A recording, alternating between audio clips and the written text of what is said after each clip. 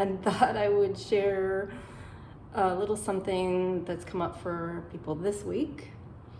And it's talking about what happens when you're drained in your work. And this can happen no matter how much we love it, how much we hate it. And usually when I talk to people, try and get a sense of where they are on a spectrum, right? So that's drained, which means all your energy goes out and you are not, don't have any energy for anything left in your life. Sustained is like, hey, this is all right, it works out fine. I do my things on, outside of work, and that's all right. And I think that some people want to spend their whole life in the sustained place, and that's great if you do.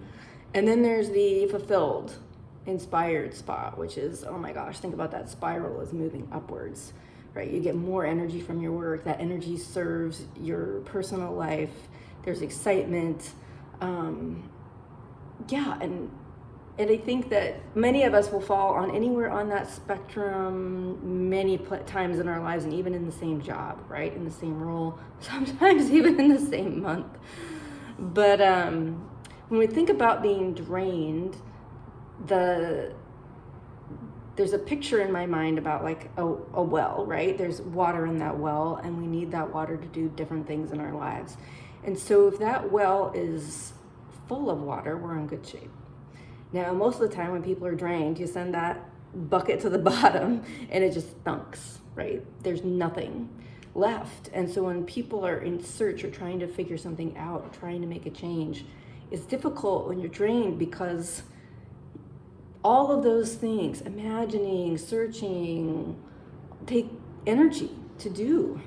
And when we have full lives, personal lives, full work lives, that take up, even if we have just the smallest amount of remaining energy, it can be difficult to find a way to infuse some water into that situation. And so oftentimes I'll say, what can you do to at least get a small amount of water in the well? And sometimes even doing some exploration and some search will add that water if it's super, if it opens up something, or opens up some hope, or opens up some interest, even if it's outside the things that you might be doing around work.